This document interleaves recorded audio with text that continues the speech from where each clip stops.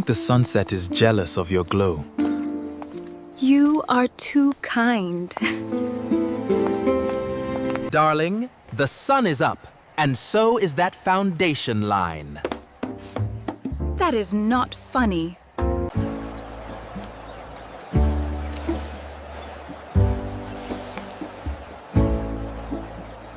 Come on, Nadiraa, the water's perfect. I told you, Omar, I don't want to. Leave me alone. The woman who never removed her mask. Nadiraa was the kind of woman who made heads turn wherever she went. Men followed her with their eyes. They sent her flowers, bought her gifts, and whispered promises of forever. But Nadiraa never chose easily. She tested every man she came across. One man took her to dinner. That night, she pretended to fall asleep with her makeup on. In the morning, he laughed and said, "You don't need all that paint on your face. I want to see the real you." Nadiraa smiled politely, but inside she was done with him. She never called him again. Another invited her to the beach. She shook her head, saying she didn't like water. He teased her and tried to pull her in anyway. That was the last time she answered his messages. And then there were the ones who begged to see her natural face. The moment they asked, she closed her heart to them. For Nadiraa, there was one rule. No one could ever see her without makeup. People thought she was just proud, maybe a little vain. But to Nadiraa, her makeup was not just beauty. It was her shield. And so she remained the mystery every man wanted to solve, but none could ever touch. Nadiraa's makeup table was like a small shop. Powders, brushes, lipsticks, and creams lined up neatly, shining under a lamp. Every morning and every night she sat there painting her face with the same careful hands. She wore makeup to the market. She wore makeup when she slept. Even when she was sick in bed, she asked for a mirror and powder before anyone could see her. To Nadiraa, a face without makeup did not exist. It was not part of her world. Sometimes she would stare at herself in the mirror for hours, her smooth cheeks, her bright lips, her long lashes. She would whisper to her reflection, "This is me. This is who they love. If I lose this, I lose everything." Her friends joked about it, saying one day Nadiraa would be buried with her makeup still on. She only laughed and said nothing. But deep inside, the thought of anyone seeing her bare face filled her with fear. Her beauty was her power, her mask, her life. Among all the men, one was different. His name was Omar. He was older than most, calm and gentle. He did not shower her with gifts or empty promises. Instead, he listened when she spoke. He asked about her dreams, not just her beauty. When he sent her letters, they were full of kind words. When they walked together, he never tried to touch her face. He never begged to see her without makeup. He simply held her hand and talked about life, about tomorrow, about building a home. This made Nadiraa feel safe. With Omar, she was not afraid. She thought at last, someone who will not question me, someone who loves me as I am. And slowly, she began to love him back. Days turned into months. Nadiraa and Omar were always seen together.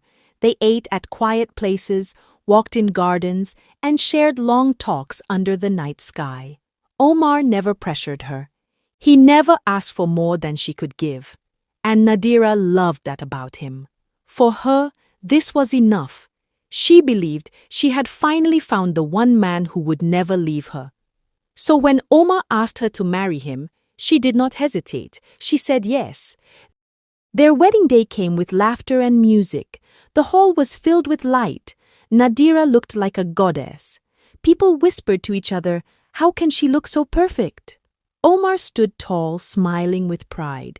He took her hand as if she were the most precious gift on earth. The vows were said, the rings exchanged, and the crowd clapped with joy.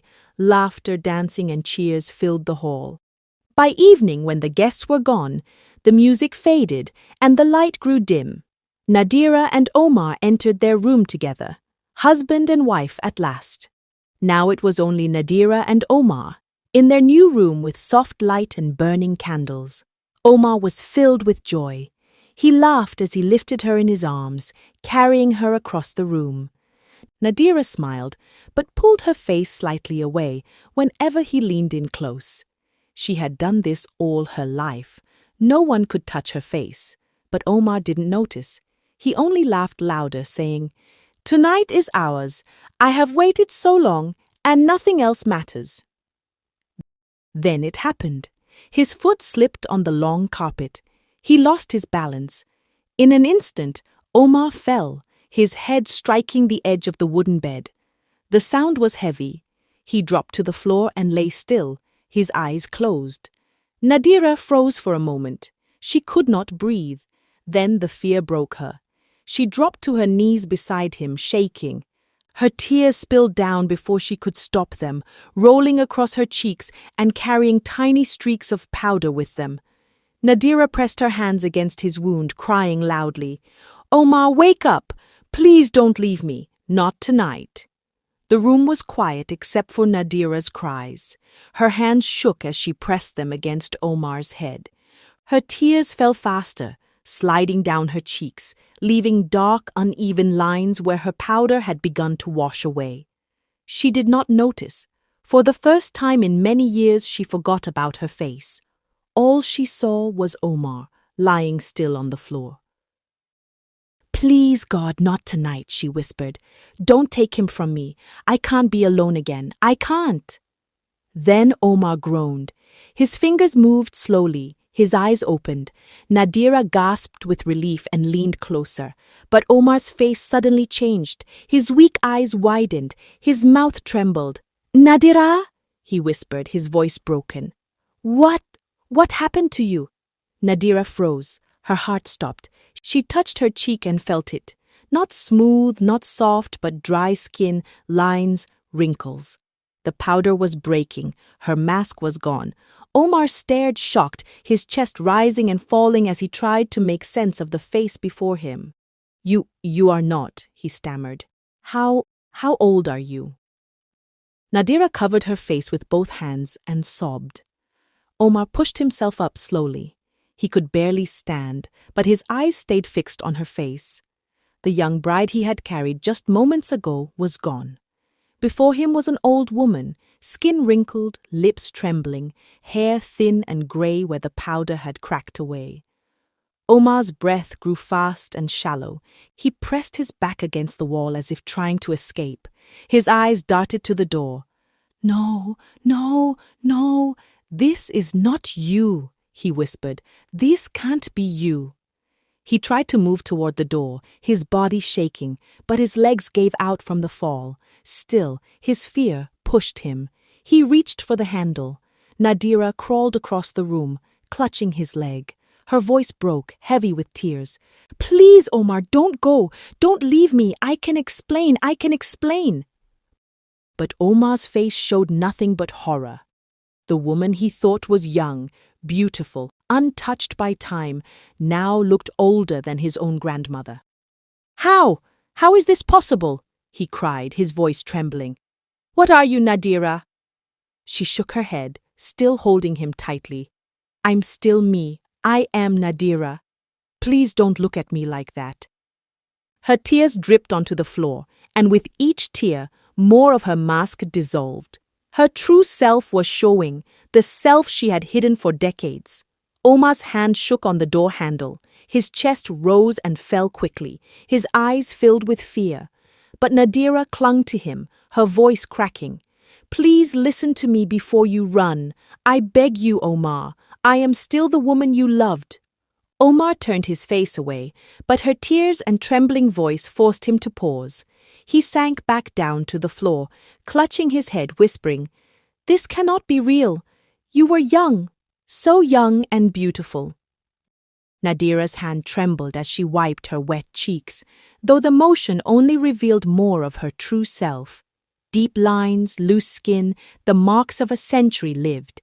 She took a deep breath, her voice heavy with pain.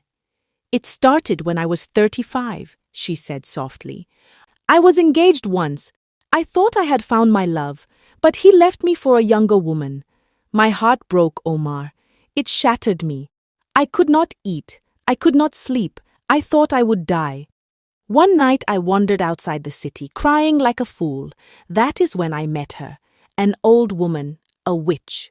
She looked into my eyes and said she knew my pain.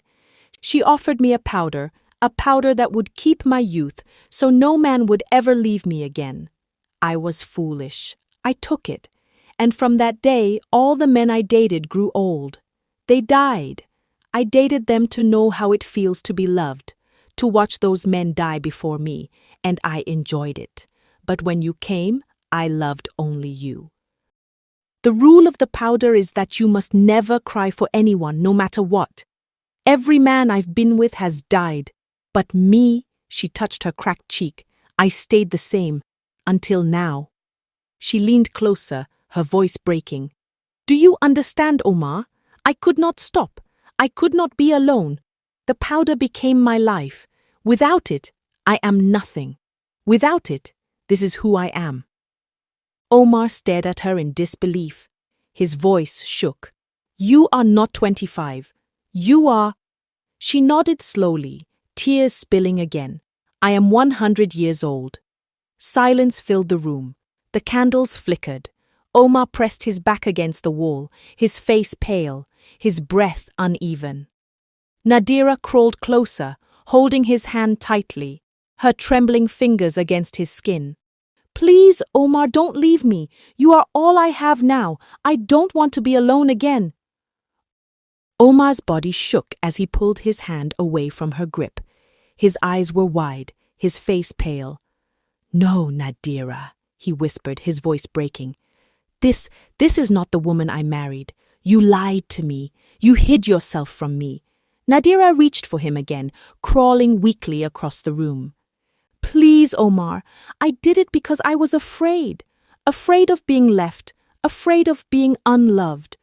Don't leave me. Please don't leave me. But Omar staggered back, pressing himself against the door. His eyes filled with sorrow and fear. I don't even know who you are. The words struck Nadiraa like a knife. Her chest rose and fell quickly as her sobs grew louder. And then something began to change. Her skin, already wrinkled, folded deeper. Her hair thinned until white strands fell to the floor. Her back bent further. Her hands trembled as if carrying a great weight. The powder, broken by her tears, was leaving her for good. The youth she had stolen for so many years was gone. Omar watched in horror as his bride aged before his eyes. She aged more and more, 100 years, 200, 300, each second stealing more of her strength, more of her life. No, Nadiraa whispered, her voice dry and weak. Not yet. Please, not yet. She stretched her hand toward Omar, but he stepped back again, his heart torn between fear and pity. The room grew cold. Finally, Nadiraa collapsed to the floor, her face that of a frail old woman, her body trembling, her voice barely a whisper. I only wanted to be loved. I only wanted to never be alone. A last breath broke the silence. Then she lay still. Omar stood frozen, staring at the lifeless, aged body of the woman who had once looked like a goddess. The wife he thought he knew was gone. Or maybe she had never truly been there at all. And so, on their wedding night, what began as a dream ended in silence, tragedy, and shadow. The lesson from this story is simple. Not all that glitters is gold. Nadiraa's beauty hid a painful truth, and when the mask broke, so did everything she tried to protect. Don't forget to subscribe, like, and comment down below what you think Nadiraa deserved.